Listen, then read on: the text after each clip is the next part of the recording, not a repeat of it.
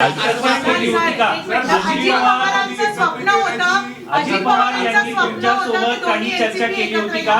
अजित पवार यांनी तुम्हाला काही मेसेज दिला होता का? मी यांच्या संदर्भात चर्चा करतो कारण तुम्ही राष्ट्रीय कार्याध्यक्ष होते, अशी काही चर्चा झाली का?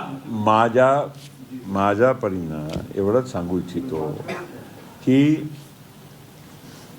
हे तर मान्य करावं लागेल की मी त्यांच्या सोबत म्हणजे पदाच्या हिशोबाने सर्वात ज्येष्ठ सहकारी होता आणि माझी भूमिका अजितदादाच्या सुसंगतच राहिली. तेव्हाच आम्ही 2023 जे निर्णय केला, अजितदादाच्या सोबत मी राहिलो, तटकरेजी राहिले, भुजबळ साहेब राहिले, मुश्रीफ साहेब राहिले, दिलीप वळसे पाटील, धनंजय मुंडे आणि अनेक सगळे आमच्या पक्षाचे ज्येष्ठ मान्यवर राहिले, सगळे आमदार राहिले आणि त्यामुळे ही अजितदादाच्या नेतृत्वामध्ये राष्ट्रवादी चालली.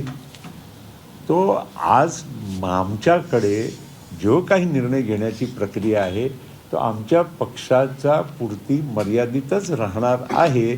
आम्ही बाकीची जे काही गोष्ट आहे हे आत्ता माझ्या मते चर्चा करणं योग्य नाही. दादा तुमच्याशी बोलले होते की नाही? दादा तुमच्याशी बोलले होते की नाही? अजित पवार तुमच्याशी बोलले होते होय की नाही? या सांगा ना. तुम्हाला माहित होतं की नाही? मर्जर संदर्भात दादानी स्वतः इंटरव्ह्यूज दिलेले आहे. म्हणजे माझ्याशी काय चर्चा होती की नाही, अनेक लोक आता सगळेच म्हणायला लागले की त्यांचीच चर्चा झाली आणि आम्हाला काहीच माहीत नाही, असं तर होऊ शकत नाही.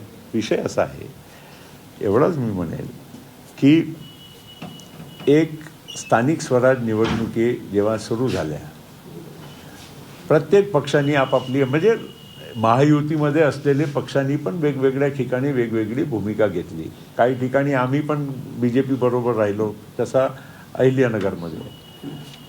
काही ठिकाणी आम्ही आणि शिंदे साहेब नाशिकमध्ये एकत्र लढलो. काही ठिकाणी कोण कोणाबरोबर राहिले, कोणी वेगळे लढले.